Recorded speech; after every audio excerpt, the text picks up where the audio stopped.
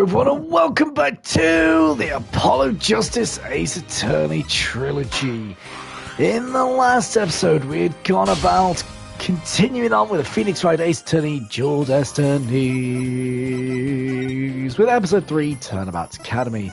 In the last episode we had started Hugh O'Connor's mood matrix, and as he started talking about how the fact that he was the one that committed the murder through a body double. Now, there was something that happened where the position of the lecturers was swapped around. So Athena, as just previously said, guess I'll have to follow it and see where it takes me. So, you said the left balcony seat was empty, but was it really? I saw it with my own eyes. It was totally empty. But what about this diagram? According to this, Prof. Means was supposed to be seated in the left balcony seat. But if you left the lecture hall during his pre-trial speech, he would have been standing there at his seat addressing the students and faculty. No, this can't be right. Only down by another 10%? You do no one any favours by exposing the falsities of his confession. I've told plenty of lies so far, but this part is true, I tell you. There was nobody in the left balcony seat. You gotta believe me.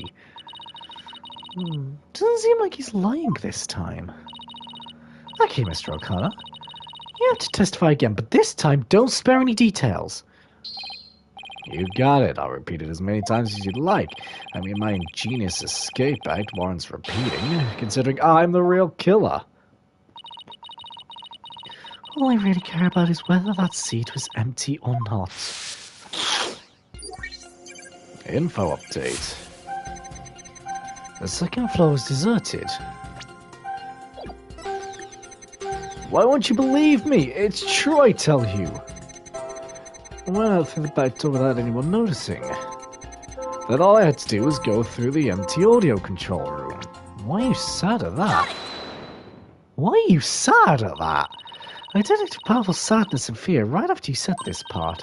It's as if you'd say something you shouldn't have. What's wrong with you? I shouldn't reveal a person's inner feelings for all to see. Mr. O'Connor, it's you who is revealing your inner emotions by the way you speak. Plus, I have a good idea about why you're feeling sad. You're a horrible person. Can't you just leave me be? You said that you went through the empty audio control room, but that's not true, is it? There was someone who returned from there once Prof. Means finished his speech. That someone who's in the audio room was... Where is she? There she is. Take that! Juniper Woods! I didn't know you realised there was a problem with your statement as you were saying it. That's why you felt so uneasy. If the audio control room really was empty, that would mean Miss Woods was roaming around the campus. Mr. O'Connor, if you really want to protect Miss Woods, just tell the truth. If you believe in her, revealing the truth is the same as protecting her. Juniper's innocent. That's the truth. But in this dark age of the law, the truth can be easily twisted to serve anyone's needs. When did the end justifies the means, your only choice is to fight back with lies. His heart won't hold out under this battle between truth and lies. Is there something I can do to make him recant his... Bless me, false testimony? I feel nothing now that I have lost everything. Go ahead, prosecutor, but milk me down if you wish. I thought you'd never ask. With you gone, we may swiftly proceed to a verdict. Sorry, everyone. Lovely little noise there.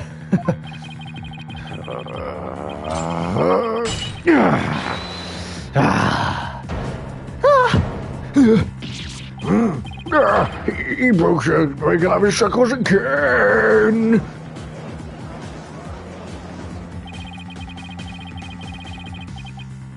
I don't want to be in the porter counting down at the detention center. Hugh O'Connor, in deference to your valor, I will limit your suffering with one clean blow. Hold it! Could you just wait one moment before you cut him down? Silence! No. Do not come between a samurai. What was it? Do not come between a samurai and his foe, Sykes Dono. You never learned about this in law school? Careful, prosecutor. Remember that shocking experience you had last time?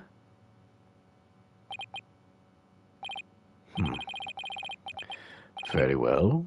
Golden Boy may live. For now.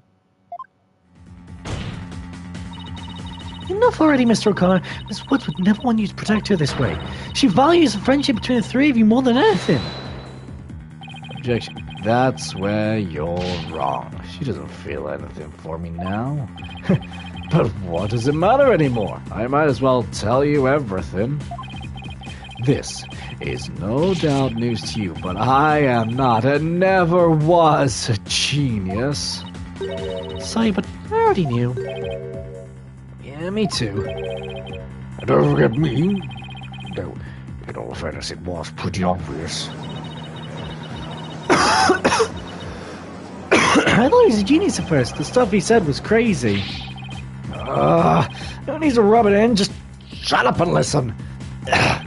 It all started several days ago. I accidentally learned that my parents had been paying good money for my grades. That's bribery. So bribery wasn't Hugh's idea? All of my perfect scores were the product of cold hard cash, not genius. Even worse, when I confronted my parents about it over the phone.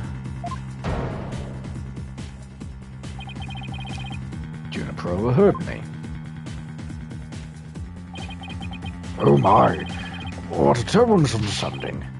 I've been living a lie. I don't know what else there is to say. I'm no genius, I'm completely worthless. A perfect 0.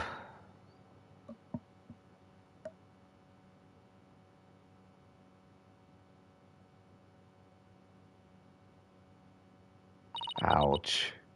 Cold, hard silence. Ouch. Hugh. Even so, I still wanted to make it up to Juniper for disappointing her like that. That's why I wanted to clear her name by pinning the blame on me. I mean, she probably hates me now, so it'd be a relief for her to see me locked away. If you were trying to help her, then why did you testify against her? You were the ones who told me to tell the truth yesterday, so I thought if I did, it would help her. He wasn't trying to provoke us? Looks like we seriously misunderstood him. In more ways than one. At the detention center yesterday, June was in tears when she opened up to me. The truth is, the friendship between the three of them is still rock solid. If there was something that could help me prove that to Hugh. We even have proof of our friendship. Yeah, as long as the friendship lasts kaput, we'll be carrying them around. You know, what about that proof of friendship they mentioned? I wonder where or what it is. I didn't buy it.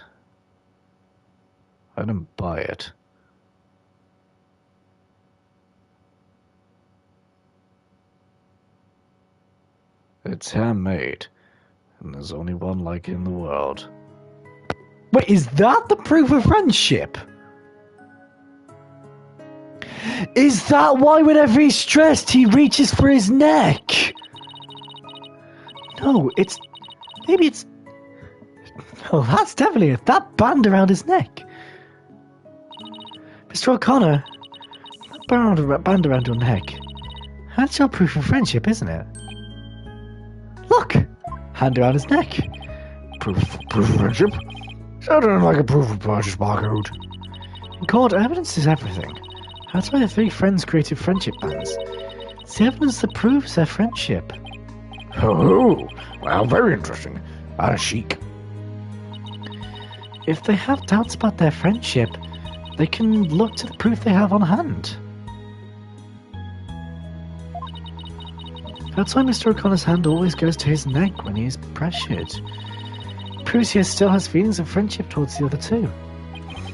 It doesn't matter if I wear it yeah, look, now. It doesn't matter if I wear it if those two... But they feel the same way too.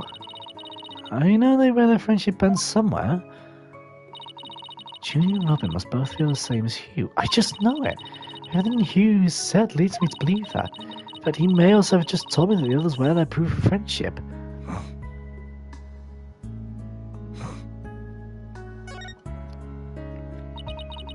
All we have to do is think back to their testimonies.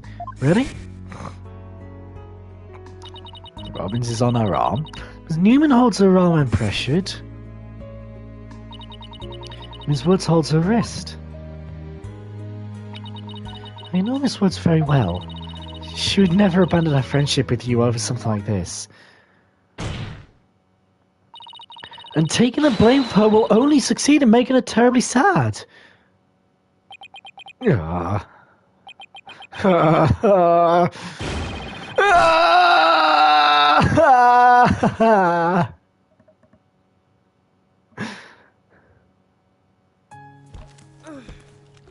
Oh hey, cutscene. Oh. Robin, those bands of friendship that you made, just for the three of us. You may have forgotten about them, but not me.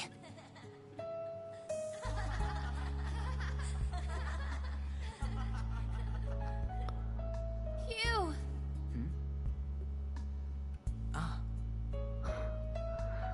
He's actually really sweet. Why is this actually making me slightly tear up?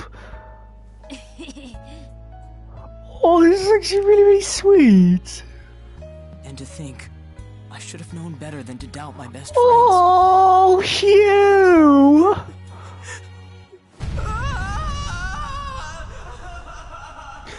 That screamer's just ruined the entire thing. God damn it, Hugh.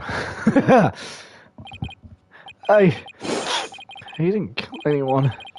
And I didn't have a body double. I didn't move a body, I didn't see it. It may look like I'm speed reading.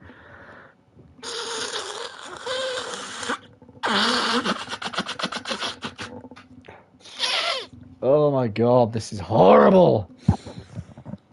Hang on, I know I need my Bulbasaur. Give me a sec.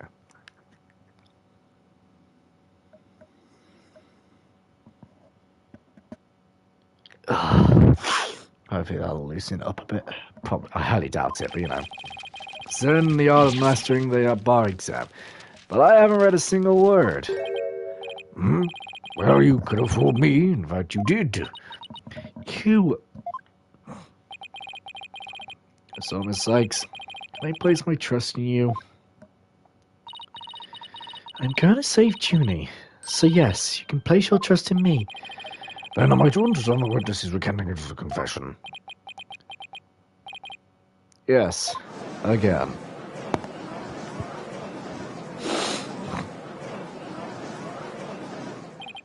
A most roundabout trial. I must prefer the turnabout variety myself. Now we are back to the fact that there was but one suspect who lacked an alibi, which is, in the end, the truth you've been seeking this entire time. So we're back to square one. I'm exhausted and depressed. It probably doesn't matter at this point, but I might as well update the mood matrix.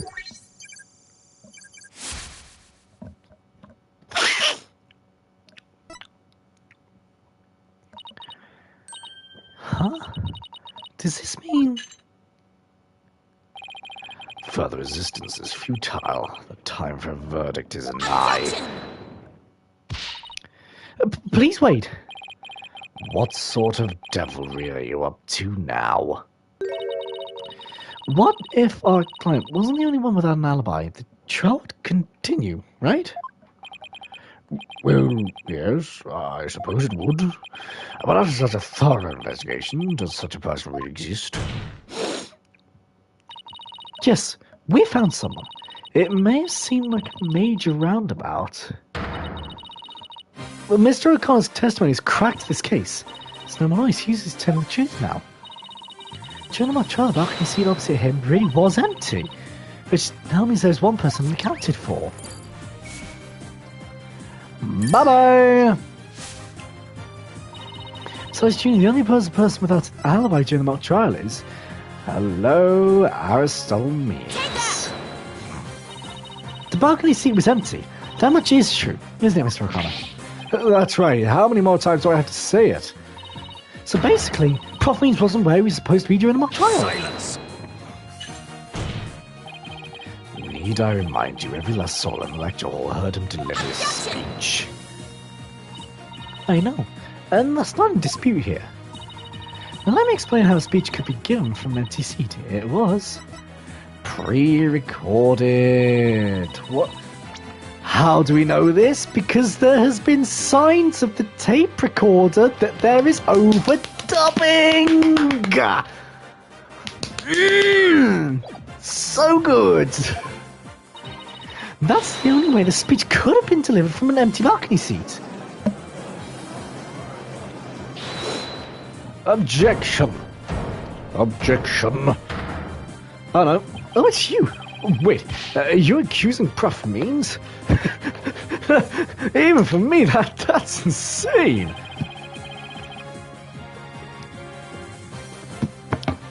I mean, he's the one who gave me the tape recorder. Oh, you mean the one that's a fake? You mean the one that's a fake? You mean the one that's had about 10 or so minutes worth of dubbing just completely wiped? You talking about that tape recorder? Huh? Are we? Take this to the police, he said, and tell them you found it. What? Really? Wait a second. Mr. O'Connor, did you just say the Prof Means gave you that phony recording to you? Phony? I don't fall faint of filing unsubstantiated allegations. Well, I said he gave it to me, but what do you mean it's phony? Wow. Who could have seen this development? The voice shouting "You're a gunner" is recorded on this tape was dubbed onto it using a line our client said in a mock trial video. Why, this is an extremely crucial piece of evidence.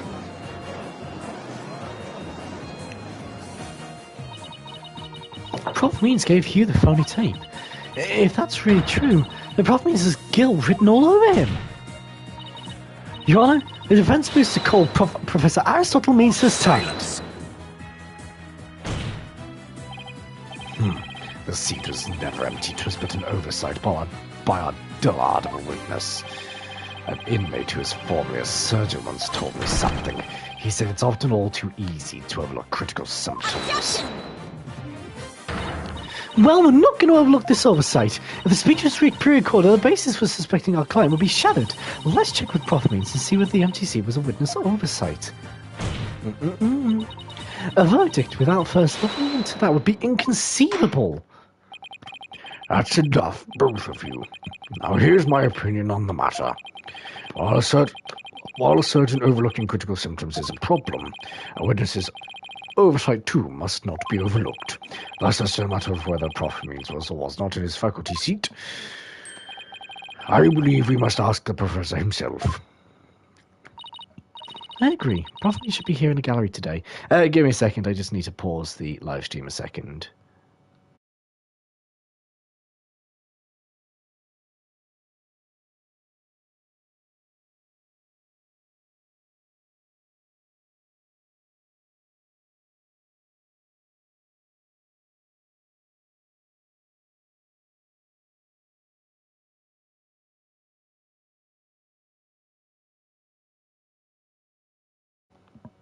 Okay, there we go. I'm back. Sorry about that.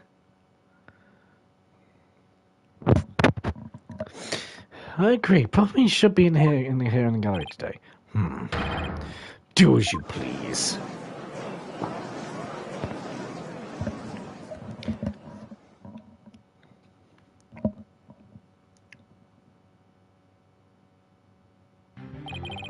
Will you please state your name and occupation for the record? Certainly, I am Aristotle Means. I teach the lawyer course at Themis Legal Academy, and let me add that while I welcome any opportunity to assist with the trial, I don't care for this undue suspicion. Don't worry, Professor. We're just interested in a mock trial video right now. We just need to take another look at that speech you gave. Can we count on your cooperation in this? Very well. If that's all you're interested in, please proceed, Miss Sykes. We need to find some sort of evidence that shows this speech was pre-recorded. All right, I believe we're ready. Let's roll the video.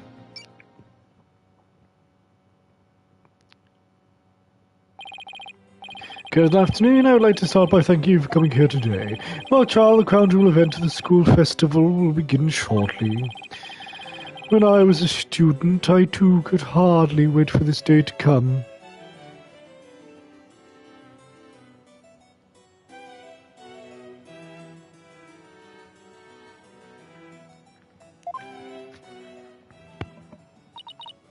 No, I've forgotten how long and boring his speech was. Wake me up once this is over. Hey, not fair! The experiences of our youth have a powerful and profound effect on our adult. Ah, you there, wake up, pay attention. Huh? Nee! I'm awake, isn't that right, Your Honor? What? I'm awake too. Wide awake. See?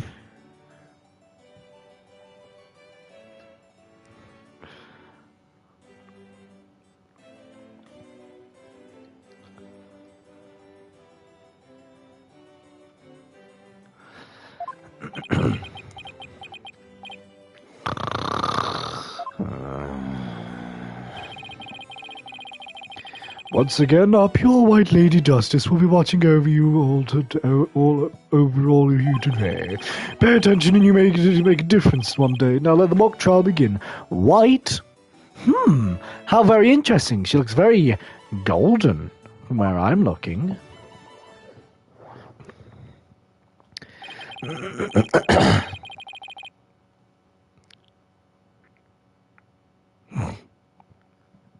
That is about it. One of my better speeches, if I do say so myself. I even saw one of our students with tears in their eyes. It's obviously not familiar with the phrase part tears. Listen, Sykes Dono, if you have subjected me to this epic study in tedium without purpose, Taka will feast on your tongue after I've cut it out. You were asleep the whole time. Well, Miss Sykes, did you notice anything strange about that speech? Can you please hear that last part again? Once again, our pure white lady justice will... Once again, our white lady justice will be watching over all of you today. There! I finally found what I needed. Friends, I do have one question about your speech. Why does that last part we just heard contradict with this? The professor said the pure white lady justice will be watching over them. But the lady justice in the video isn't even close to being white. It's as gold can be. I'm not sure I can wrap my jaw around that test to test its authenticity. I didn't say it was made of gold, Your Honor. No, it's true the statue is pure white, but it broke before the mock trial began. The one you see here is its replacement. Oh, well, that's a shame on every account.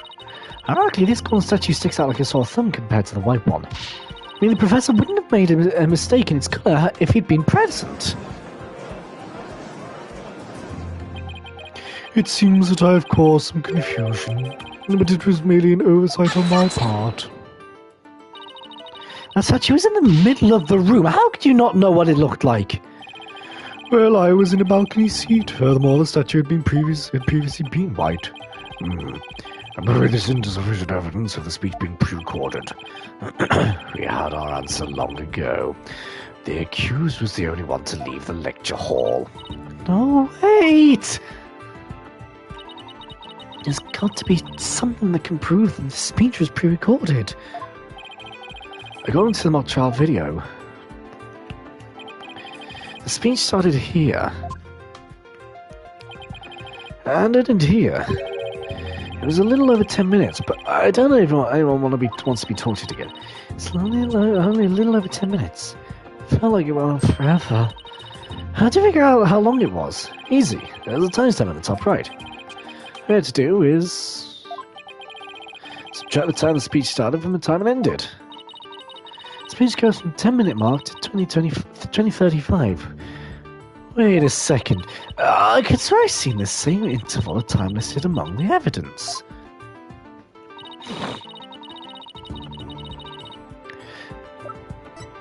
Take that! I would like the court to take a look at this. And this is? The voice print analysis that proves the voice on the tape recorder belongs to our client. Yes, but didn't we just establish the voice on the tape recorder was a fabrication? We did. But what I'd like to focus on is the noise that is also there. Noise? Yes, the defense believes it resulted when the tape previous recording was erased. What do you hope to prove by that? The length of the noise is what's important. It's 10 minutes and 35 seconds in all. And what did the timestamp read at the moment Prof means began his speech? That would be exactly 10 minutes. Now let's fast forward this long-winded exercise and boredom to the end. Okay, stop! The video timestamp now reads 2035. And based on this, we know the time it took for the speech alone. Right, subtract 10 minutes and you get 10:35. 10 minutes and 35 seconds? Right, 10 minutes and 35 seconds. The same as the noise on the tape recording. I assume you all understand what this means. Prof means his pre-recorded speech had been where the noise is now. Silence! You seem rather confident, considering this is mere happenstance matching numbers. But is it really just numbers? The lab is continuing their study of the tape. So far they found signs of overdubbing, but it's going to take a bit longer to recover the audio that was erased. The police are analysing the noise as we speak. It won't be long until we know what was originally there.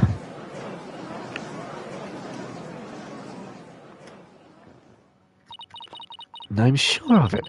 The professor was trying to create an alibi with the recording by pinning the crime on Junie. Well, he's not going to get away with it. Not on my watch. Miss Sykes, I believe you are well aware of my methodology. Even if Juniper were the perpetrator, I would vigorously defend her as per my word. And to that purpose, I offered to be her lawyer. Alas, look what's happened. All I stated are obvious deductions derived from evidence and testimony. Truth be told, I had no intention of testifying. I had been keeping quiet for Juniper's sake.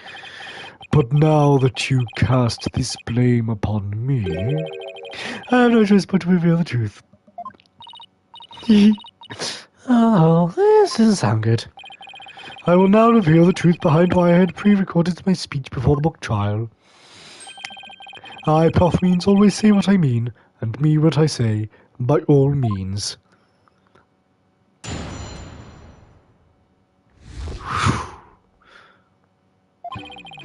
The defendant came to me with what she said was very important and by necessity secret. She asked me to pre-record my speech and come to the audio room during the mock trial. Juniper confessed to the murder and asked that I get her declared innocent in court. She also said I'd become an accomplice after losing my alibi due to her pre-recording. But when I said I would protect Juniper, I meant it because it's the humane thing to do. oh my, so you're saying the defendant threatened you? This has to be a lie. I mean, everything about it lines up too perfectly to be true. On this most consequential of occasions, let me completely be frank with you. Juniper has taken to heart by teaching the states the end justify the means. I don't believe you. I don't. I just don't. When she asked me to defend her, she said I must also prove her two friends innocent. Her two friends? You mean the witnesses?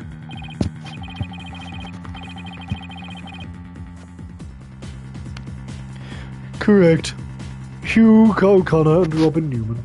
I was to ensure all three walked free. All three were to achieve their dream. That was the result Juniper was seeking. And she was even willing to threaten me, her own professor, to that end. You no doubt had high praise for her ruthless tactics. Yes, so that is why I vowed to vigorously defend her despite her threatening me.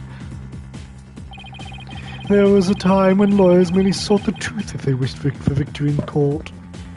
Hang on.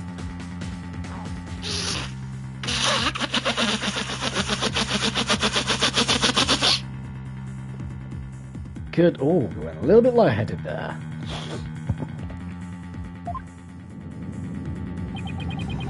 But alas, those days are over. Now in the defense of justice, order, and all that is good, the end justifies the means.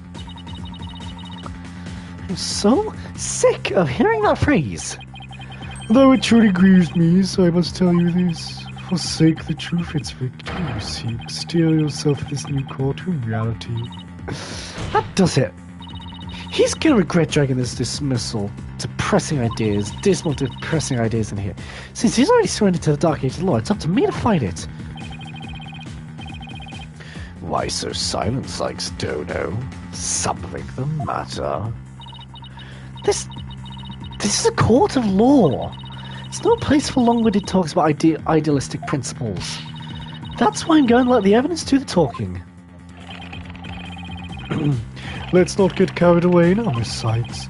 It will not do to have you attempting to discredit my doctrine. Do not force me to rectify the situation. No, go ahead and rectify it. Only if I lose and you win, that is.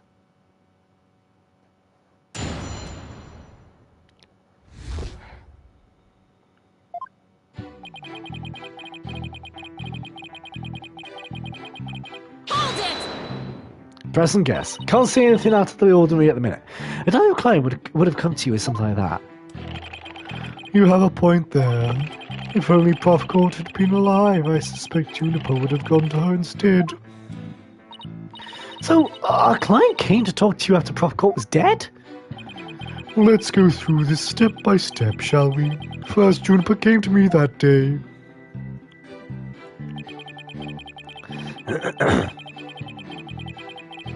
Hold it! Dum, dum, dum.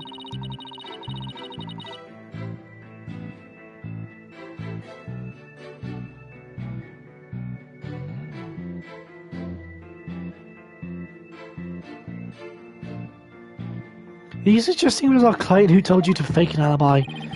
You have every reason to be surprised. I mean, I too was shocked when she told me that. Simply but Juniper has a secret that she wished to protect that badly. Is he kidding me? That lie couldn't be further from the truth. The problem is, how am I going to expose it? It was an earnest request from an outstanding student. How could I possibly have refused? Juniper confessed to the murder, yada yada yada. Hold it!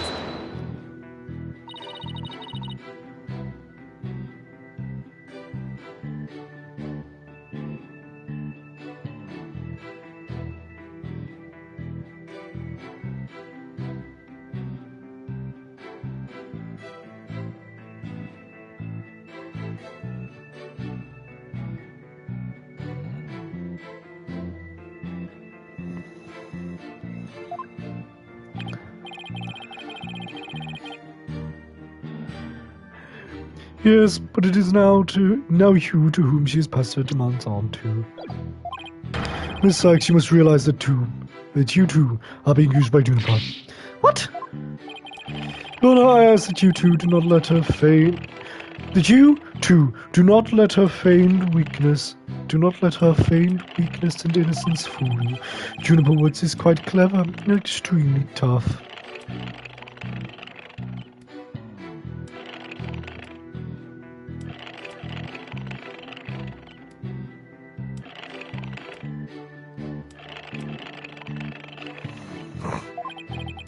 And perhaps most important of all, she is a fervent follower of my teachings.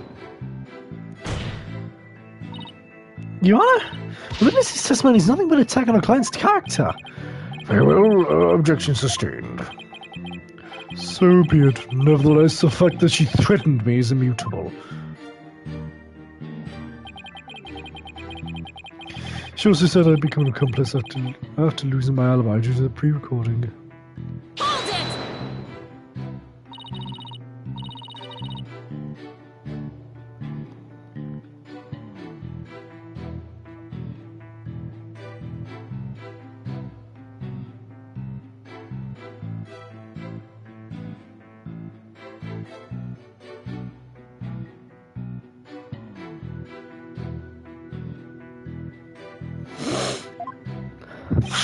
Sorry, I completely forgot to read that line.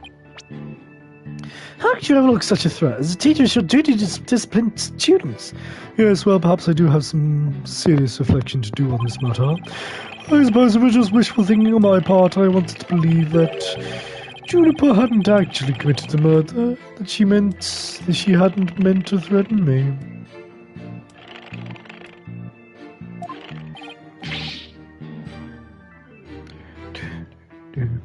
Reading? Please do explain. Long had I waited for a student who would embody my teachings. Does witness realize what he is saying? Surely you must see the true meaning in my words. I am merely staying true to what I teach. My methods are but a reflection of the times. Oh, wow. His way of thinking is really warped, but I haven't heard any inconsistencies yet.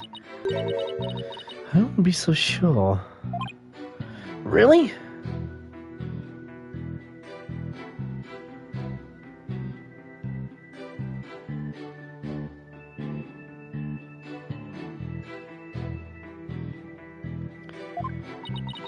The more he tries to avoid logical inconsistencies in his testimony, the more likely we can see inconsistencies between actions and words.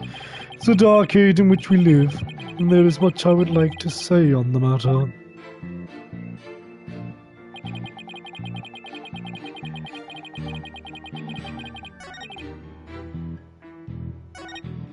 Hold it! You're trying to protect our client? Yeah, right. Say anything to pin the blame on Junie. What a frightful look. I would ask that you not glare at me so. I have nothing but admiration for how Juniper was willing to go as far as to threaten me. That is why I'm protecting her by any means possible. She has been a model student.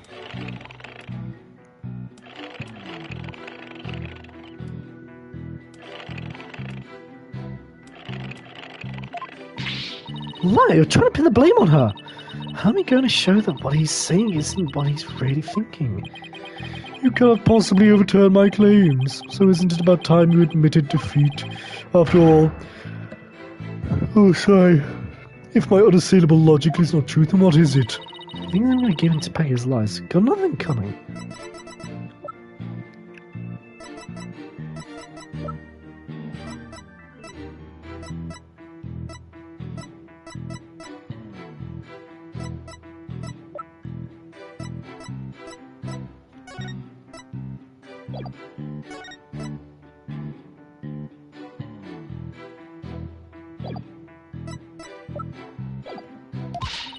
Gonna find a hole in this story if it's the last thing I do.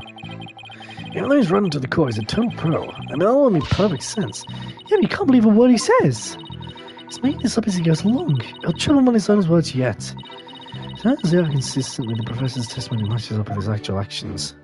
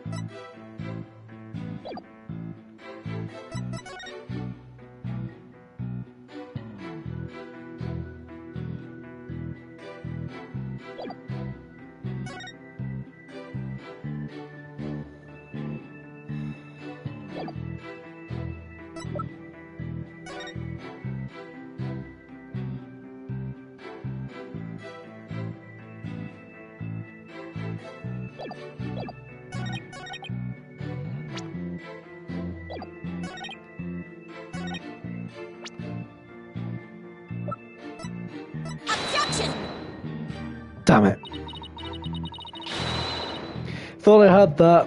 I thought I had that. It is far too long to be fooled by such nonsense. You really tried hard that time too.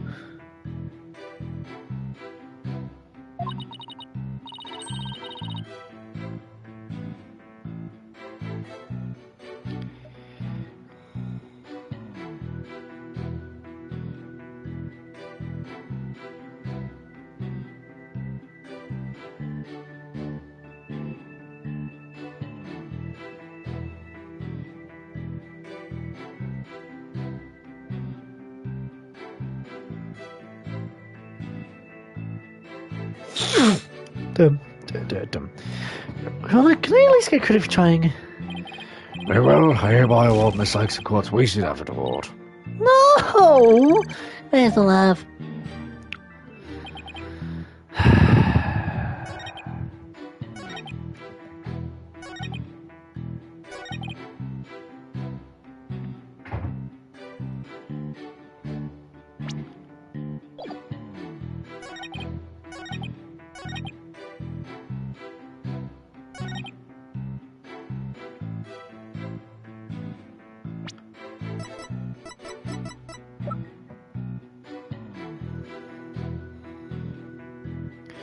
I don't know. I'm struggling.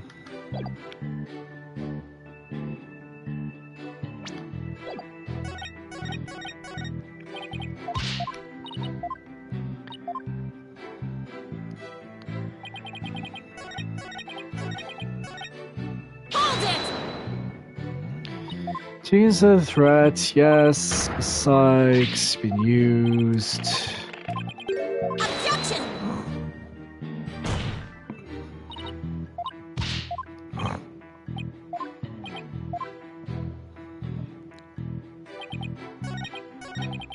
Hold it! How could you overlook threat? Do serious reflection. Juno hadn't actually committed the murder. She didn't mean to threaten me. Longer I'd waited for a student who would follow my teachings. Saying true to what he's.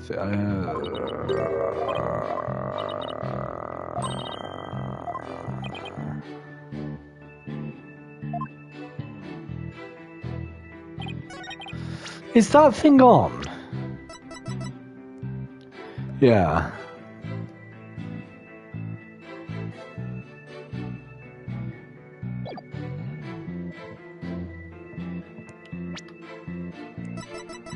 Objection! No. It does? How would that be?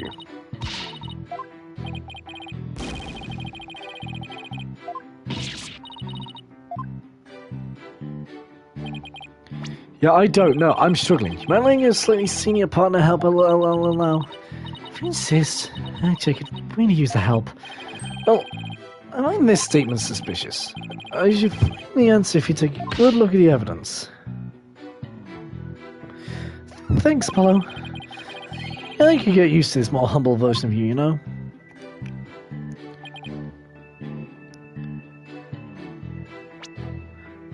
What?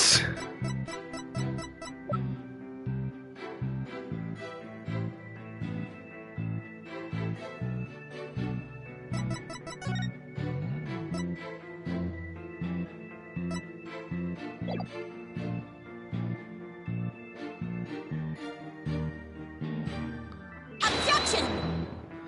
No.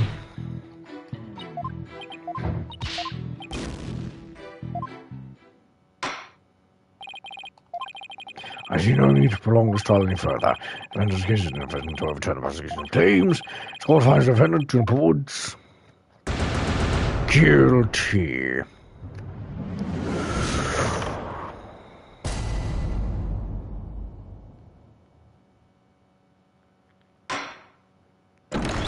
Retry from the scene.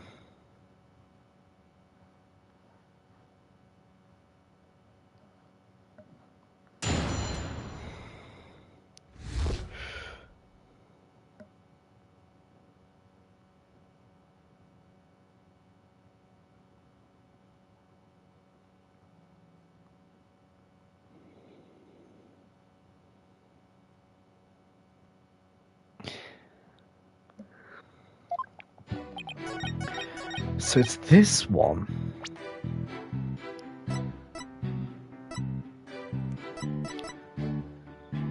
Objection! Oh! Duh! Duh! Oh, I'm an idiot. I'm an absolute idiot. So let me get this straight. You ain't trying to help Miss Woods. Ha! That's nothing more than a bald-faced lie. No offense, Your Honor.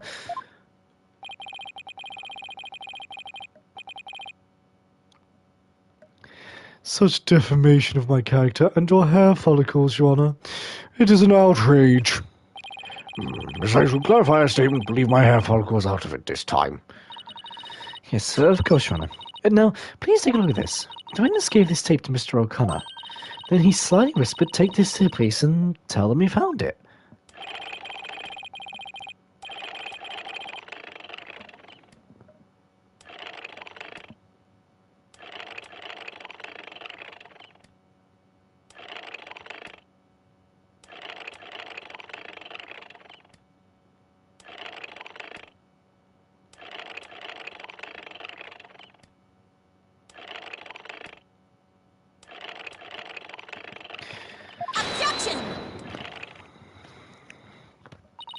The tape contained our client's voice, ensured it is incredibly damaging evidence. Sorry, I missed that. There was no whispering slyly or otherwise involved. I simply did that out of kindness. Why would it even exist if the witness wasn't trying to pin the murder on our client? They say the road to hell is paved with good intentions, but not yours. You never had good intentions, only lies to protect yourself while blaming another.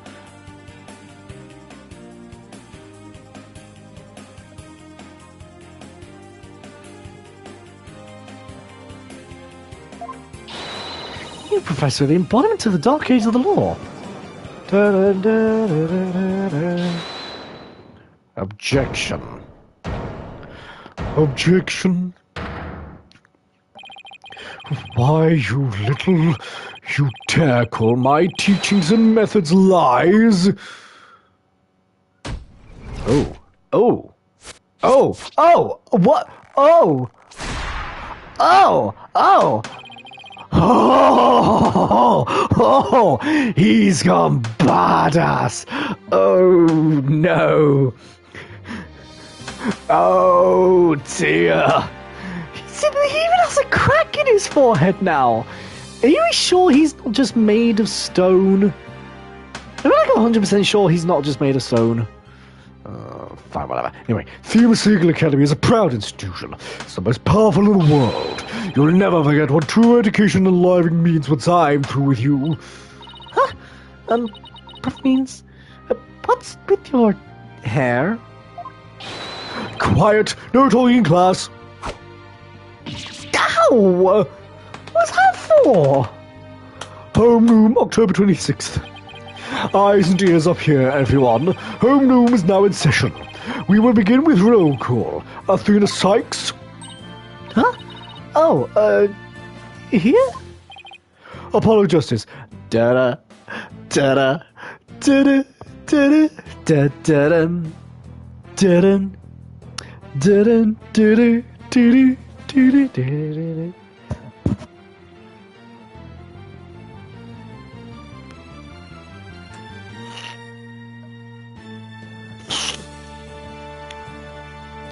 Apollo Justice.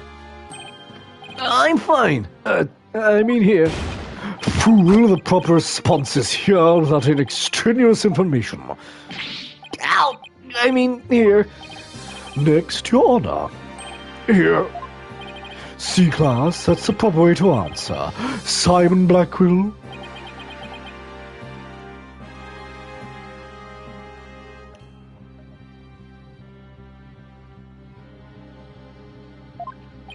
I said Simon Blackquill, are you here or not?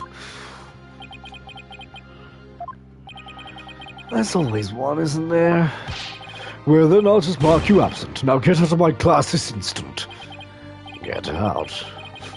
Very well, if that is your wish. Who am I to defy my homeroom teacher?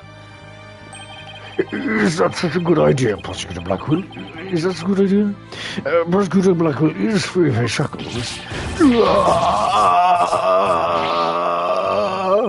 It just so happens I was a member of my high school's disciplinary committee. But is that really so shocking? Boom. Constabulary lapdog to teacher's pet. What a malleable much you are, Fulbright. Very good, Poppy. You just earned a gold star, a promotion to head disciplinarian. Oh, this... What has happened? The courtroom is now in chaos.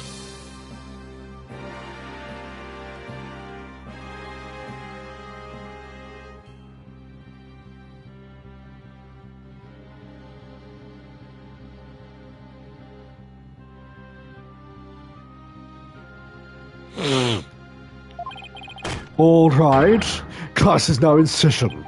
Why do I have a sudden urge to go to the nurse's office with a stomachache?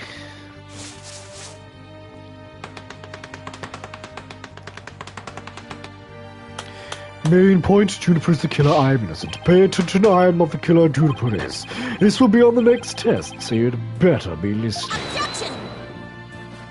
Da-dum, da-dum, da-dum, da-dum, da-dum, da-dum, da-dum, da-dum, da-dum, da-dum, da-dum,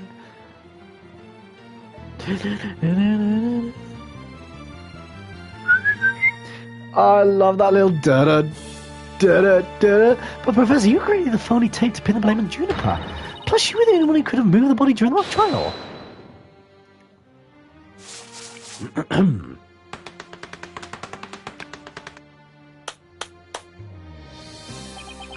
Athena, you disappoint me so. To think you would label me a murderer. Now pay attention. The murder occurred between 6 and 8 p.m.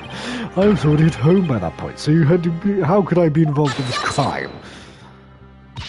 Promise, can you really prove I'd already gone home at that time? Can you prove I was still at school? No, I can't. So you admit it. Well, you were just earned extra credit for your honesty. Yes, we can. The pictures. But also earned yourself lavatory cleaning duties until you graduate. Yeah, I don't know around the office.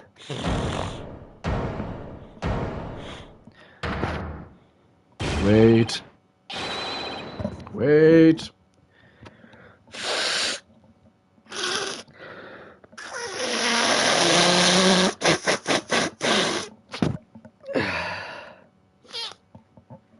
No way, man! I totally object! Robin? I didn't actually expect you to come back.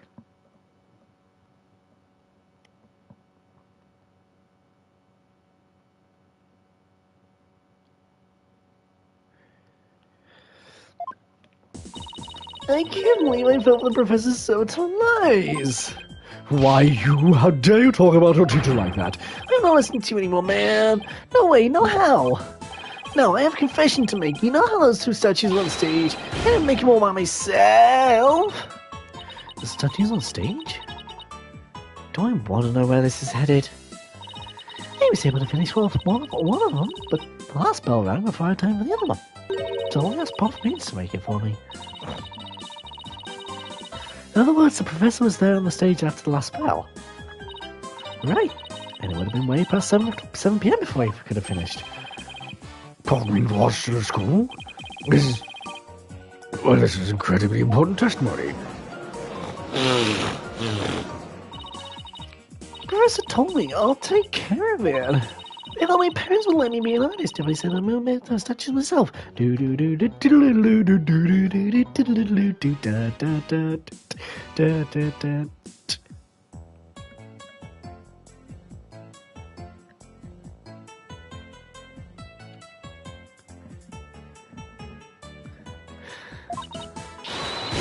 so sorry for not telling you the truth. Rowan. Quick, somebody get this juvenile delinquent out of my sight. Simon, you're head honcho among the delinquents. Do something.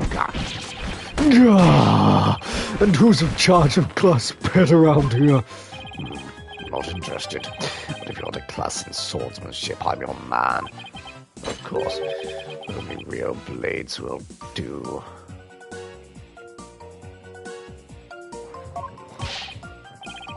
No pets allowed in court. No swords at school. All weapons will be confiscated. Nurse, nurse! Where's the school nurse when you need one? It seems like Stono seeks a showdown, Professor. In which case you would do well to do all your stuff. Quick as lightning. Very well, then I will just have to prove my innocence myself. The real lessons begin in second period. Prepare to be served old school style. What was that? No, never mind. Your testimony, please. I don't even know what's happening anymore. Now pay attention. Robin took over half a day to complete one statue. I, however, finished most of the other statue between 7 and 8:30 p.m. Midhun and Juniper saw the two statues with her own eyes after at 8:30 p.m. Completing a statue so quickly meant I could not leave the stage for a single second. How could I possibly have had time to go to the art room and commit murder? I'm saying the defendant saw the finished statues. Precisely. She said so herself at the detention center yesterday.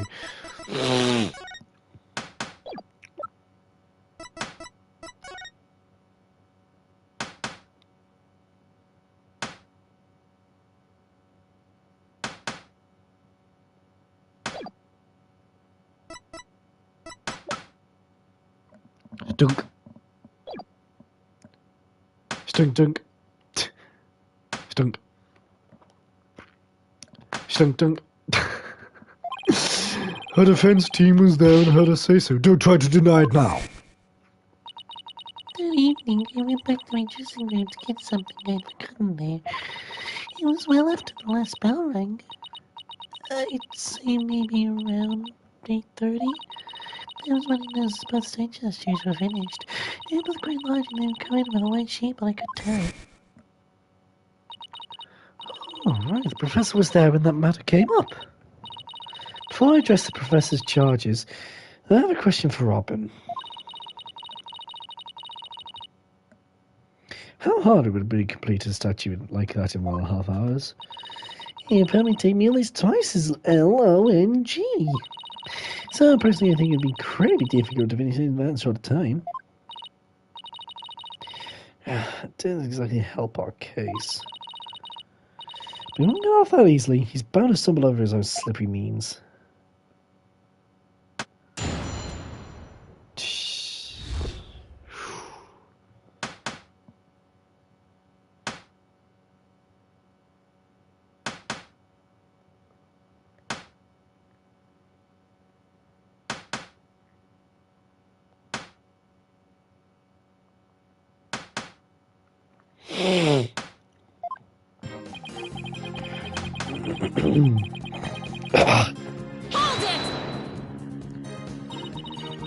Miss Newman took over half a day. Can you please be a little more precise than that? What a wonderful question. Well, she was having quite a tough time, you see.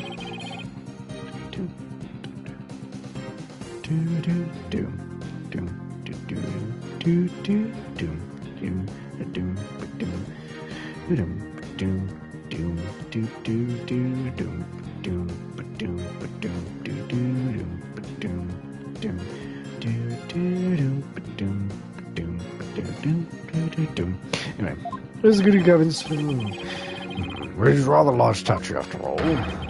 Don't be silly. It really exposes the difference between student and teacher. Wait.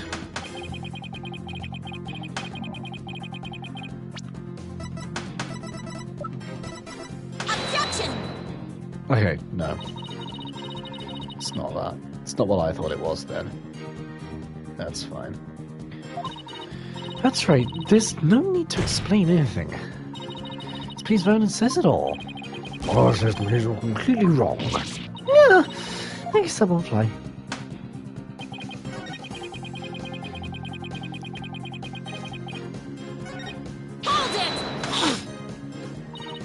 most of the other statue. What exactly does that mean?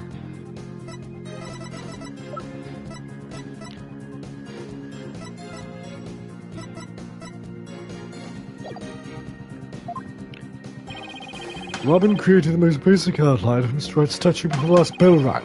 I, in turn, completed the rest of it.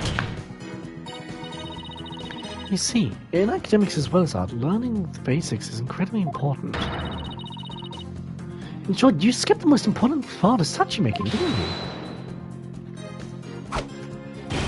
Why, you insolent little... This is the practical applications built upon the basics that take so much time. Professors such as I mastered the basics a long time ago. Unlike Miss Fancy Pants here, who lacks in all loyalty fundamentals. Oh, quiet you. How do you understand? I did not leave that stage until I was done. Well, recite you accept the witnesses' claim.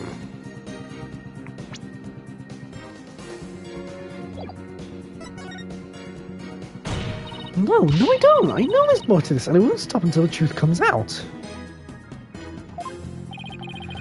The more you struggle, the more you sink, like so much legal quicksand, so to speak. I use the words ultimate technique to complete the statue by 8:30 p.m.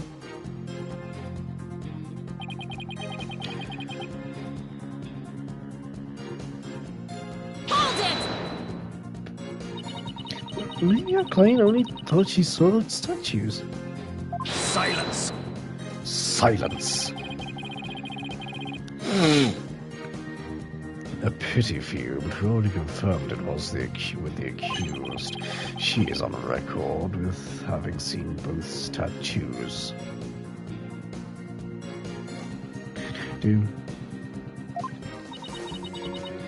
Yeah, that's true. Just thought I'd give it a shot. Yeah. I have the ultimate in courtroom techniques. It is absolutely airtight. I will bury you. This will be your final resting place, along with all who believed in you.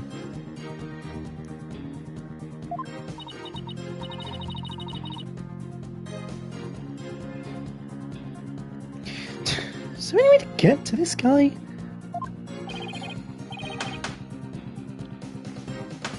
You better pay attention. Pay very close attention. Completing the statue so quickly meant I could not leave the stage for a single second. Why are you in such a hurry? In the legal world, your body is your capital. The early bird gets the worm. That is why I get to bed at 9 o'clock each and every night. And that's why I was working as fast as I could. I didn't want to miss my bedtime.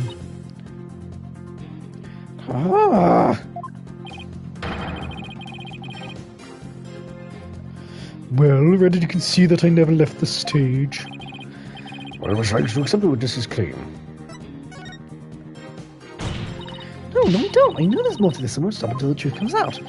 I better be careful, Athena. If you don't have anything, probably best just grin and bear it for now until you find something to nail him with. But When will you cease this nonsense? I'm quite busy today. It's the night of the crime. oh, am I supposed to? Am I supposed to say no? Yes, I do accept it.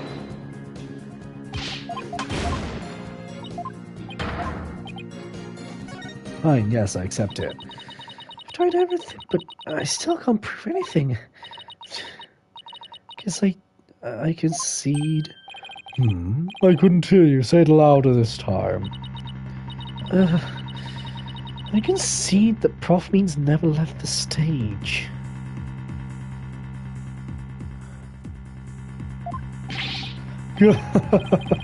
That's right. What took you so long? I was there at the stage the entire time. I couldn't possibly have committed that crime. I'm not gonna give up here. I'm afraid I have to side with the witness, Miss Sykes. And unless you have any further objections, I will have to put this issue to rest. Objection! Not yet. Defense still has an objection. Athena, you thought of something? Well, as I said, not yet. Oh, so it's time for legal smoke and mirrors. Not yet, Athena. It's not quite time. It's not time to quit. It's times like these when it seems like there's no way out that you have to. Yeah, I had to turn the case upside down. Instead of focus on whether a prof means could have gone to the art room, she focused on how we commit the murder without going there. Seems our young lady has a real bona fide idea. But I'll use any means necessary, even casting stones, if it'll distract her. Who brought the bird to school? Sykes Donor, if I hear one word of your usual jibber-jabber, I shall have your head. The murder occurred in the art room, yet the witness was on the stage. How do you propose to fill the vast gap between these two facts?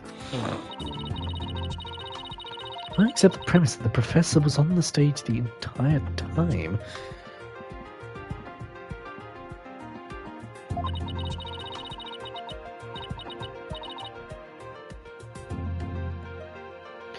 The only other answer is that we got something else wrong.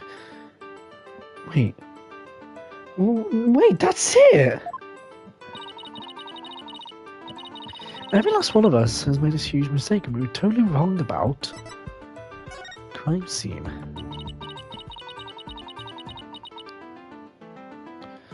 Prof Means was on the entire stage the entire time. Then he must be the killer.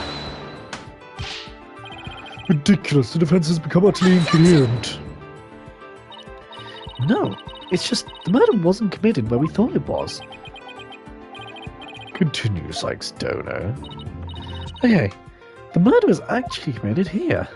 Take that! On the stage. The greatest riddle of this case has been how the body was moved from the art room.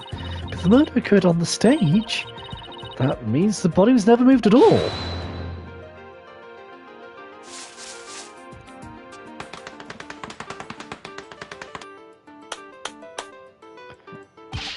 Silly girl, when the body was found, there wasn't a drop of blood on the stage floor. Surely there would have been some blood if that's where the murder was occurred. Wait, what? Where the murder was committed. Wasn't any blood on the stage? Really? But there was something on the stage at the time of the murder that's now bloodstained. It's true that there was no bloodstains on the stage floor. But there was something on the stage that did have a bloodstain. That would be this. This school banner.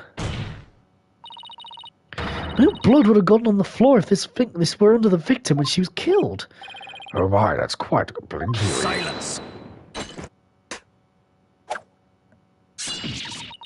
What is it now? Oh, my theory makes perfect sense. That was a pathetic attempt. You must put every inch of your body into your text. The autopsy states the cause of death was loss of blood, yet only a trace amount was found upon that banner. Where did the rest go? Blood getting on where the body was moved by wire makes more sense than not. Very good, Simon. Tell me, what's your first choice for higher education? I'll write you the automated recommendation letters. We're all but guaranteed to get in. Actually, the defense has something to explain that as well. You do? There's only a trace amount of blood on the school banner. And there must have been something else the killer used to soak up the blood. All I have to do is figure out what. This is what soaked up most of the victim's blood. I'm going to say Gavin's because it was burnt. Why, it looks like there's another piece of fabric on top of the school banner.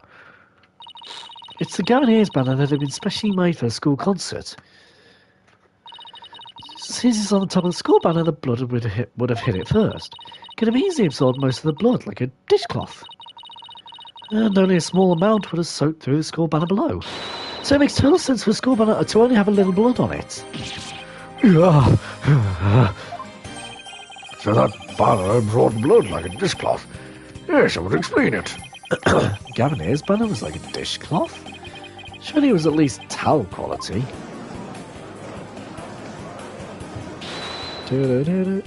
Objection! No, no, no. Nothing is quite that good. Simon, don't just stand there. Do something. Silence. Sykes Dono, you are learning to wield a blade quite well. But how will you respond when I come slashing at you like this? The remnant of a large blood stain was detected in the art room. But why would there be blood if the murder occurred on the stage, as you claim? I'm not saying the art room was faked. How? I'll tell you how. All it was needed was something that could transport the blood upstairs. That something was a piece of evidence we've just finished discussing. Can he use this to bring the victim's blood up to the art room? Take that! Oh. It's the other one. I think either one would have worked.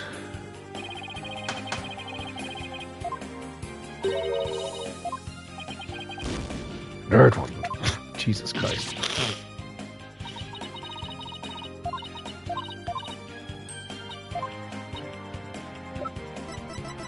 Take that!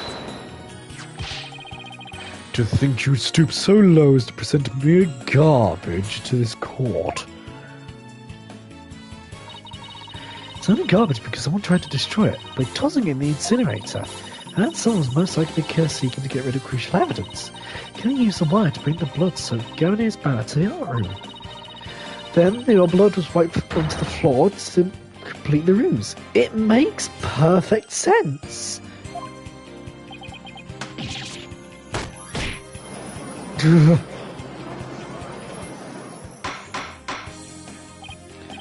Order, this is quite a development. What did he say? Yes, I think the body was never actually moved. Hold it right there, the body must have been moved. How else to explain that loud crash you heard during the mock trial? If it wasn't caused by the body crashing into the statues, then what was it? I hadn't thought of that. If the loud crash wasn't the body hitting the statues, then what was it indeed? Oh, this skull banner shows that something was carried along while in it. So that's true, I know what I'm have to find. Something was in the art room before the murder and then was on the stage after. Whoever that was sent down the wires crashing into the statues was... Take that! That statue? Yes, I believe it was this statue that broke the other two, not Prof. Court's body. This unique statue you see on the right, that's the pure white lady's justice from earlier. Prof. Court accidentally broke it while she was polishing it the day before the mock trial, but she used her own unique artistic sense and technique to repair it as you see here. Nobody would have guessed that it was originally Lady Justice. Silence. Perhaps you're onto something. But why, pray tell, would anyone move that scrap heap relic in such a tedious manner? Excellent questions, Simon. Keep them coming. You know, Mike, but the fact that you won't acknowledge it shows how twisted you really are. Lady Justice was moved during the mock trial. During that time, Prof. Means was fabricating an alibi with his pre-recorded speech. If we consider the facts, then Lady Justice was moved in order to... sorry.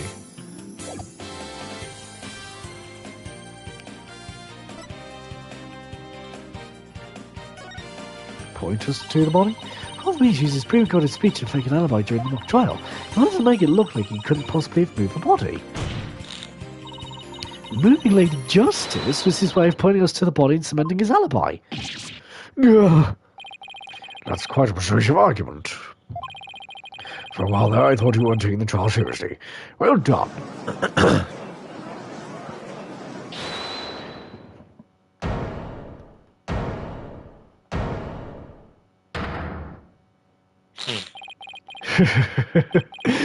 You should never underestimate me, Athena Sykes.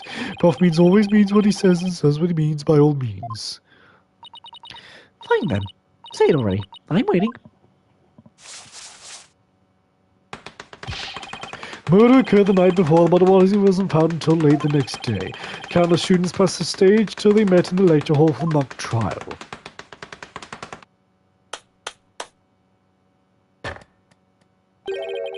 So answer me this, why didn't anyone see the body that entire time? That can be explained by... Yeah, I'm also just going to quickly save. Just quickly. Seeking the truth. Okay. I think I'm going to be, If the victim was murdered on the stage and left there, the body would inevitably have been discovered. And of course, there was nowhere to hide a body upon that stage. This is not good, Athena. Our claim is this close to being beaten to a pulp. I know, we've come so far. Consider yourself schooled. I couldn't possibly have killed anyone. The killer is none other than the Juniper Woods. How long have I been going on for? I mean, 17, an hour 17. Oh, that's nothing. I thought it was on for longer, I can't lie. Killer is none other than Juniper Woods. It always has been and always will be.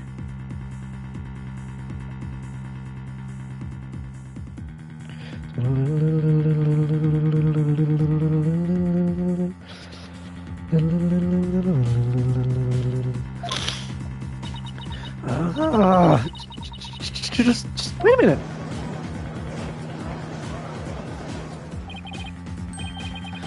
Poor Juniper, she must seriously regret having asked you to defend her. And to add insult to injury, you nearly had Hugh convicted for murder. Surely you haven't forgotten that little fiasco.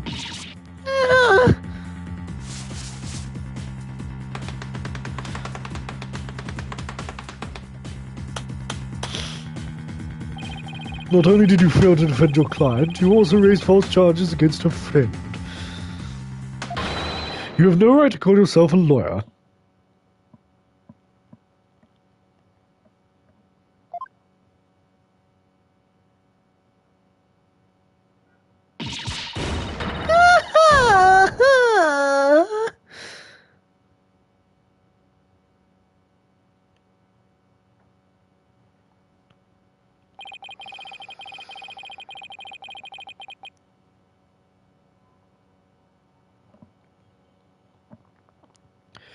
But if this trial proceeds in the same manner and ends in the same way as the mock trial...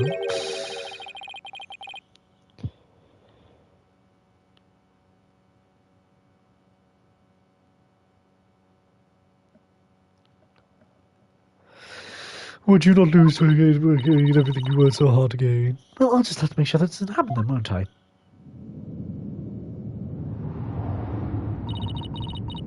Don't tell me I failed once again. Failed to save someone near and dear to me. I've worked so hard to become a lawyer. I'd even studied psychology. Has it all been for naught? Am I just doomed to relive that all over again?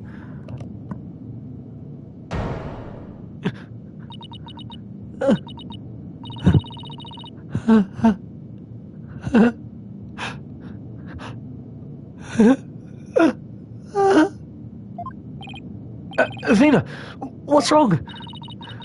Breathe in, breathe out. Breathe in, relax, Athena, breathe. It's not working. Everything's going dark.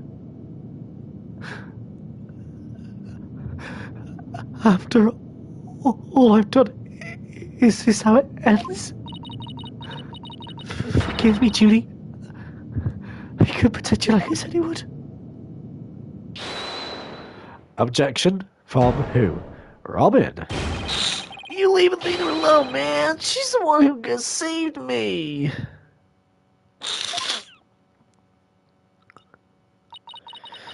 It was because of Athena that I could stop hiding and start living life as a girl. And she saved the friendship between Hugh, Juniper, and I. I think you're an awesome lawyer, Athena. One of the best. Well, I raised false charges against you. That's not all.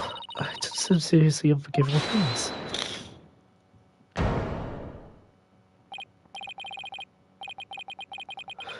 What's the big deal? False charges, nothing to be scared of. And I'm not even mad at you. I should really be thanking you. You use legitimate means to expose my wrongdoers and give me a chance to re-examine what's important. But what does it matter if I can't save Juniper? I mean, the whole reason I've come so far is... It's not over yet, Thena.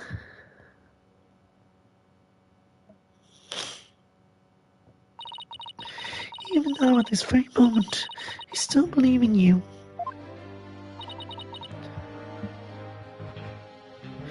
Junie, I know you better than most people, Thena. And I know you'd never surrender to the dark age of the law like the Professor did. Thank you, Junie. But I feel like I can barely breathe. I don't know what to do. Silence! Stop your bleating this instant. You look like a fool. Prosecutor Blackwell? There is one who awaits you, is there not? And that is the reason you have studied so very hard. Are you prepared to give up on all you have worked for thus far?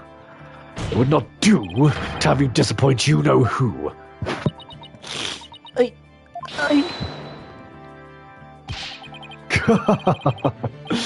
You're wasting your time. You have nothing on me. No evidence or anything else to establish my guilt. You are helpless before the might of lawyers for whom the ends justify the means. Objection! Don't worry, Thena. You're doing fine. Truth will always win against people like him. But, Apollo, what am I supposed to do now? Listen, all you have to do is take a deep breath and look back on the entire case. If there's truth to be found, and there always is, you'll sure find it. But let me see your smile. Remember what Mr. Rice said. There were the times when lawyers had to force their biggest smiles.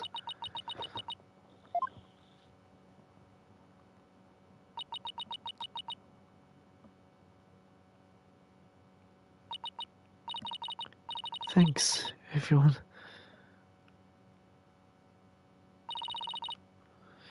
You don't have to worry about me. The worst of times are when lawyers have to force their biggest smiles. Athena Sykes is psyched and ready to rock. Prepare for your utter defeat. Oh! Ooh! We get this laser brain. Yeah, ooh, laser brain. I like that. Prof Core wasn't killed in the art room. She was killed right there when her body was found. We know because there wasn't any time to move the body there from anywhere somewhere else. That means the body had to have been hidden somewhere on stage until it was found. Let's think along these lines and see where it takes us. Okay, first up, when did Prof Beans remove the body from its hiding place? Well, let's see. What was he doing right before the body was discovered? He was using the span of time He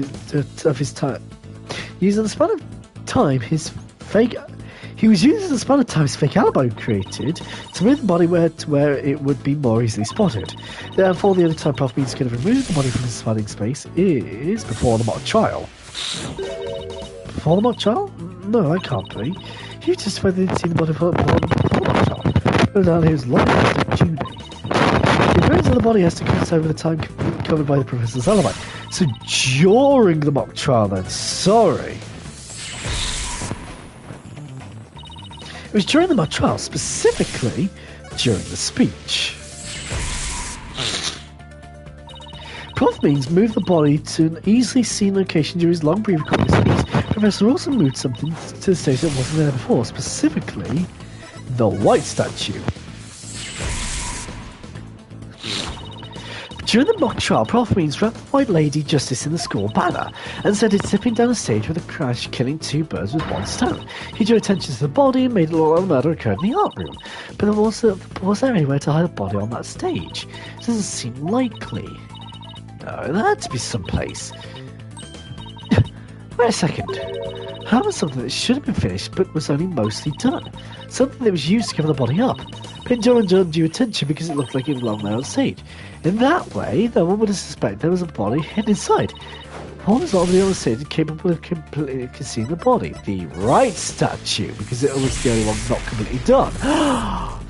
Oh my god! I wasn't expecting it to finish there. I was expecting there to be more. Oh my god, the body was hidden by the right statue! The body was wrapped under some cloth to hide what was really inside. Cleverly disguising it as a boss's statue.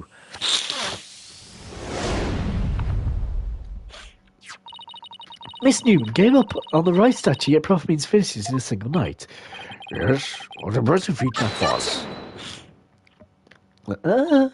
No, his so-called work of art deserves none of our praise.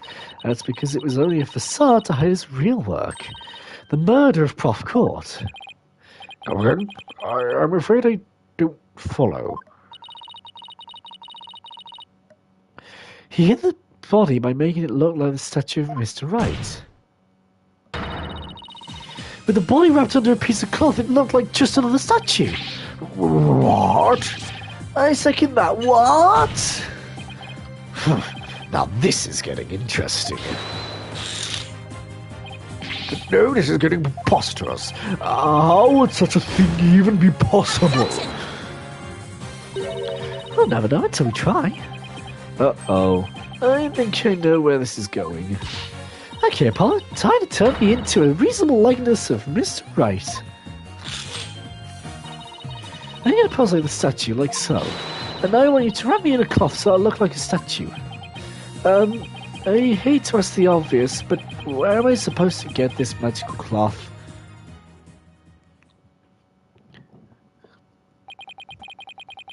I'm afraid this is the right colour, Mr. Justice. Well, given how sudden the request was, it's kind of the best I could do, Your Honor. Alright, I think that about does it. Hang on, so you're telling me... With how Athena was before, you're telling me Apollo just decided to tie that bow around her boobs. Apollo, what have you been doing? Should I worry?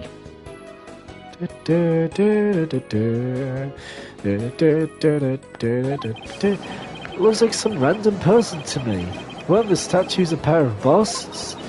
Phoenix Wright has that spiky hair on the back of his head. Forget the hair, the statue's way bigger than your average person's anyway. Get ahead of me for trying anyway. Wait, that's it, the hands!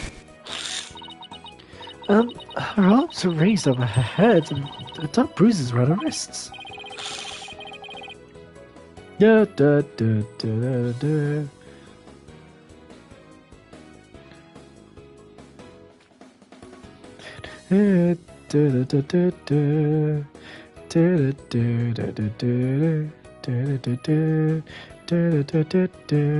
Professor was probably tied up with something. The professor was probably tied up with something. Marks on the wrist indicate she'd been tied up. Apollo, tie me up in a new pose. Wait, you're not into this kind of thing. I wasn't expecting that to be an ace attorney game. What? No, besides, it was your idea. Just tell me how your hands already. Poco's wrists were tied together. I can't think it's related. How else did I arrange myself to match the shape I want, given her hands were tied? Behind my head for the spiky hair, which was apparently the one thing that was important, apparently. But I took both my hands behind my head. See, this makes it possible to fit the spikes on the back of Mr. Wright's head. Sure, but then what about the statue's arm?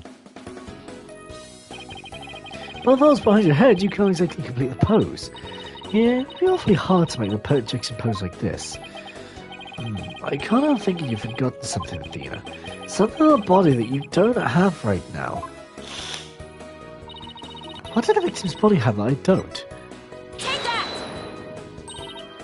Oh, right, there was an arrow sticking out of her side. Okay, Apollo, take that, plunge it into my side. What, are you crazy? Fine, then give me some tuck tape. Rapido, schnell! Alright, I don't need to know another language to know bossy when I hear it. fatal arrow to the side. Spring hair created by who? Two hands? Last piece in the making. Now come here with that cloth. But remember to make the arrows stand out, okay? Da, da, da, da, da, da.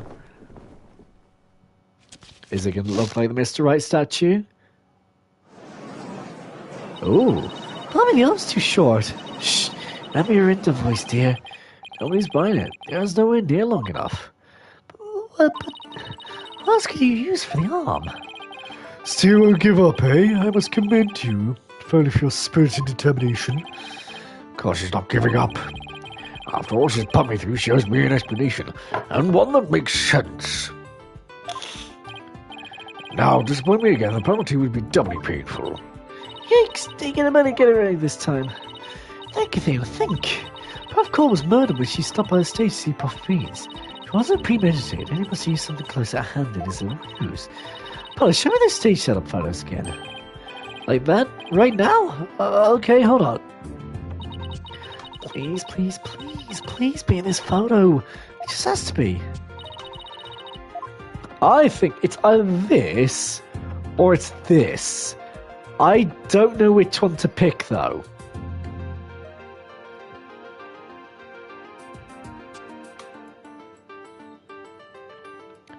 Because you could argue that he broke off a bit of it. I'm going to go with this, though, because this would have been completely covered, and they're probably going to be like, no, that's not the case. I'm going to say it's that. Got it. I know what he used for the arm and such, was right. This is absurd. There's no such thing in this photo. Don't play dumb with me, Professor. It's the stuff you have right there. Stuff? This is the spirit of a great legal warrior. Whatever, just hurry up and lend it to me.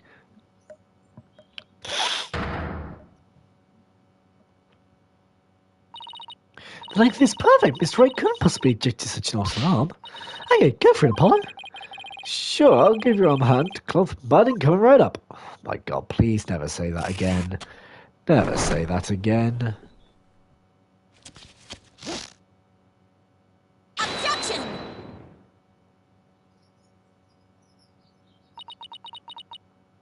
That's more like it.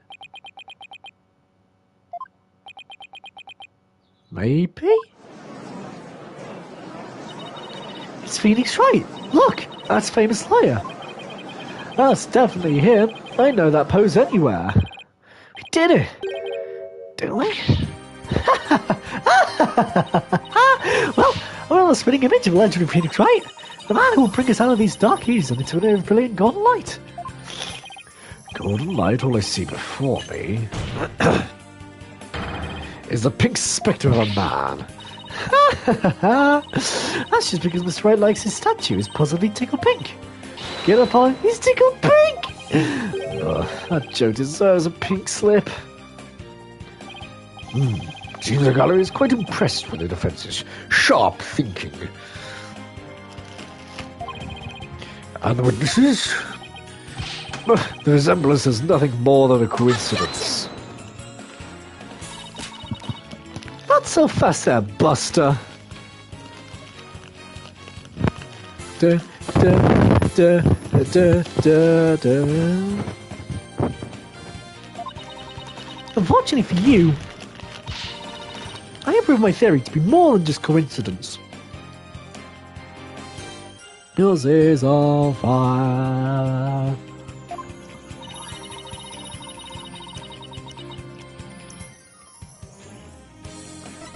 Test the spear for blood. We had assumed the victim's jagged wound came from an arrow being forcibly shoved in. The wound was from the spear instead.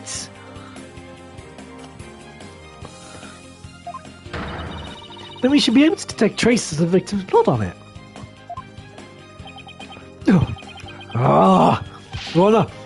Brief recess, if you will. By any means possible, what if I get rid of my spear? Wait, what if I burn it?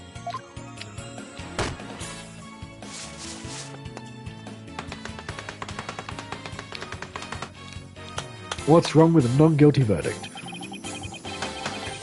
If I do that, I'll be found innocent. Yes, innocent, I tell you. Objection!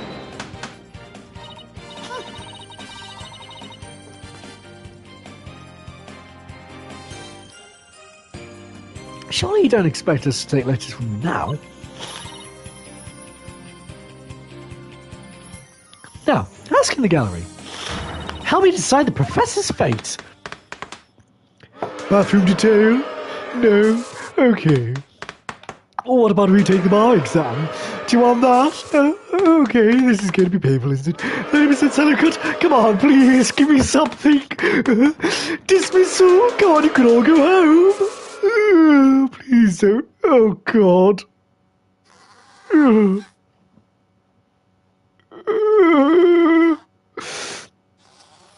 What if I took the Cavendiers?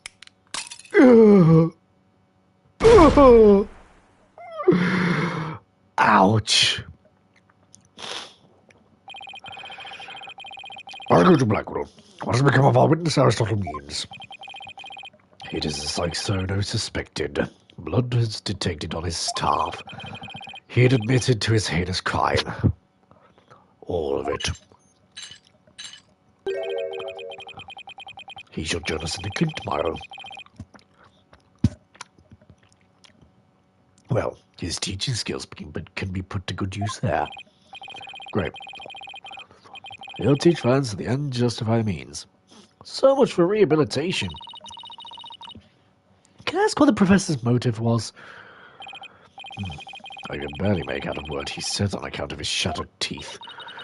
Well, Blackwell's fellow inmate was once a surgeon. Well, a former dentist too. I eventually had him put pen to paper. It turns out Prof. Means was the one taking bribes. The victim had suspected him after a report from the class snitch.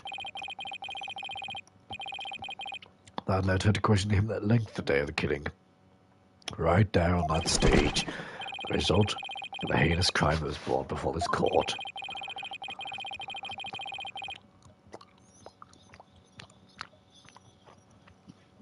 The fool, like Newman, had come to know the script's contents via the victim's note.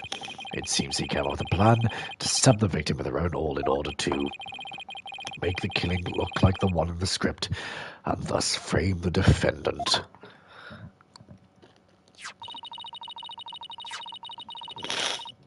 But that scrap of paper with Hugh's name had the same mark as Prof. Court's planner. Yes, well, about that. Those planners are bestowed upon all graduates graduating at the top of their class. Really? So then... Indeed. Once upon a time, Prof. Means was also awarded the same notebook.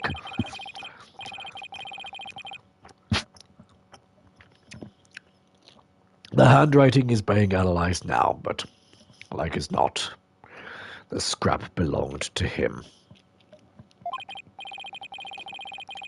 This too was evidence of the bribery scheme that the victim had obtained. No, that Constance Court was clean and only Aristotle Means took the bribes. To think a professor would murder a colleague, then try to pin it on a student. If this is a dark age of law, then we can only hope that a brighter future awaits. And the first step is to hand down my verdict for a promising young lady. This court finds the defendant Jim Woods not guilty.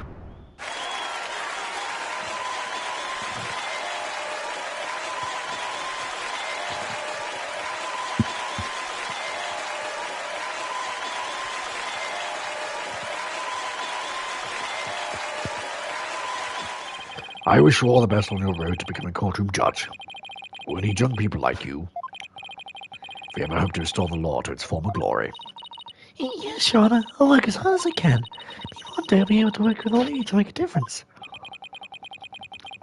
Proudly serve Prof. Court's memory. Do not let her death be in vain. That's the last thing I expected to hear from him today. Court is adjourned.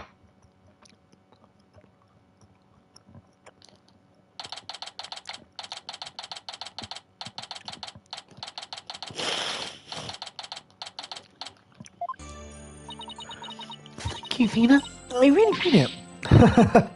Oh, it's nothing really. I know the biggest tangle of mess in the case and unravel it just like that.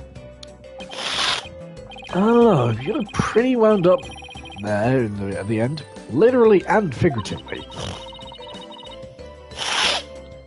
You look pretty hungry for a knuckle sandwich buster. I wanted to thank you too, Apollo. Don't mention it. The way you were always there for Athena when she was in a bind. In a detention center, where your smile gave me hope when there was none. It was like the warm rays of the sun shining down on peaceful woodlands. I think you're an absolutely amazing person. Thanks, Juniper. That means a lot to me. But I still have lots of work to do, and I can't wait until I see you on the judge's bench. Maybe she'll get there someday. That's why until that day, I'll... Guys, got some big news. I mean, this is huge. Oh, am I interrupting something? No, it's okay, I think. So what's the big news? The school festival. It was supposed to have been cancelled after what happened, but... we just got a call. In memory of Prof. Constance Court, who worked so hard to make it happen, has still been extended one extra day until tomorrow. Really? Oh, right. Ooh. Ending cutscene. Ooh. Yeah! We've got a special treat for all of you. A love letter No, for that's Venus not what he Legal sounds like. He is German. Achtung, baby. It's time for the Achtung. guitar serenade.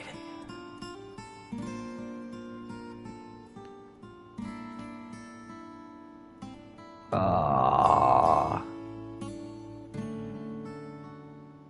Also, no, that's not the right one. If you're gonna do that, then it's gotta be the one from the Apollo Justice game that they did. Wow, that was so much fun! School festivals are amazing! I think you and Robin are getting a little carried away. Your singing voice, Juniper! It made me melt my... It could melt my H-E-R-D-A... It could melt my H-E-A-R-T! Mr. Wright, thank you for that training seminar. Just remember the objection post is all about attitude. Oh, congrats on your mock trial win, although Robin had you there for a while. I did, didn't I? But I'm just glad we're back to how it used to be, thanks to Athena. And you know what? I think I'll stick with becoming a prosecutor after all. I'm gonna make up for my mock trial loss by winning the real deals in court. Mock trial loss? What loss? Wait, did they reprise the trial and you won? Level-headed lawyer course genius and a hot-blooded prosecutor course student. We'll go ahead, pardon me, head-to-head in a mock trial battle for the She-Devil's Black Heart. So, does this mean it's really gonna happen?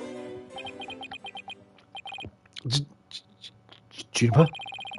There's something I've been wanting to say to you. Huh? Oh! Is he gonna do what I think he is? Juniper? Can we still be friends? You know, best friends like we've always been. Huh? Best friends? Hey, weren't you gonna profess your love for Juniper if you won my child? Well, I was gonna confess. Well, I'm not genius for those. I'm very 25 years old. Well, you already dried out of me during a trial. Oops. Listen, you too, Miriam. Me too. Miriam's got this tactical espionage action stuff down to a science. I've been thinking, it's up to us to put an end to the dark age of the law if we can. Let's all work together to usher in a new age where winning only results in the truth. And the end never justifies the means. Count me in. I wouldn't have it any other way.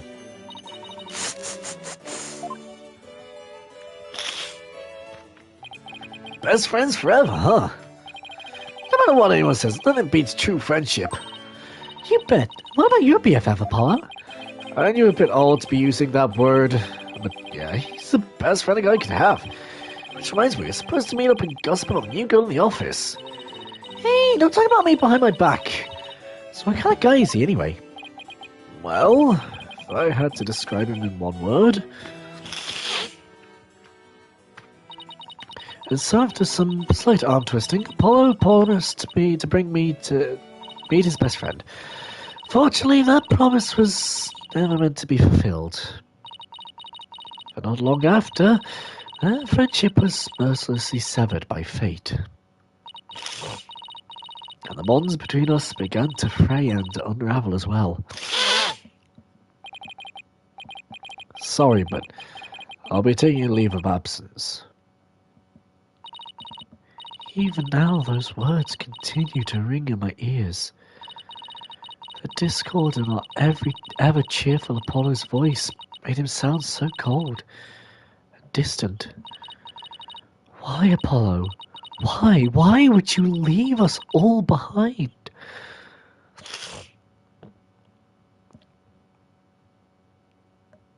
Episode 3 is finished. That was good. I like that one. That was a good one. I quite like that one.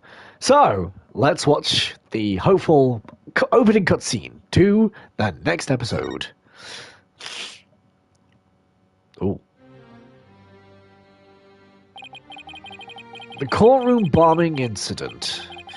A terrible attack launched by the will of a madman.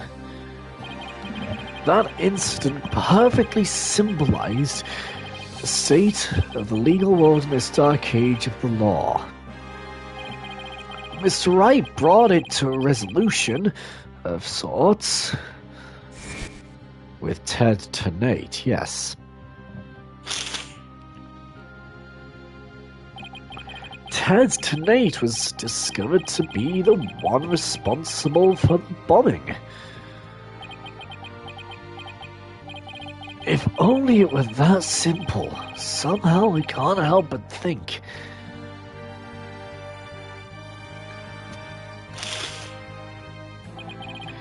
That there's a darker influence at work. One that's lurking in the shadows, waiting. That's why I want to review the trial that was taking place when the bombing occurred. After all, I've got more than a few personal stakes in it. Episode 4. The Cosmic Turnabout. Space! That's what I thought. Oh, one small step for man, one giant leap for mankind. This is not the moon.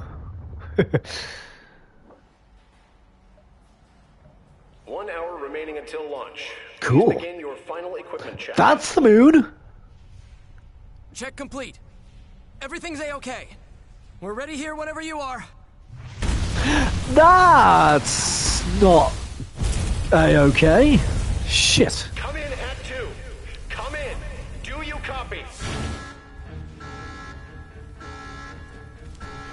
Oh, this is intense. Oh, God. Oh, God. Oh, no. Oh, that's not great.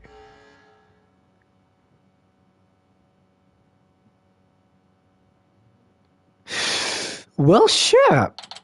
Why are we already in court?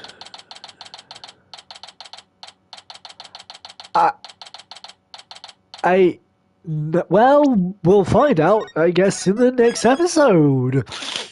But if you guys did enjoy this episode, please don't forget to leave a like and subscribe. It really does help. Click the bell icon down below to be notified when a live stream or upload video. I'll see you guys in the next episode. Bye!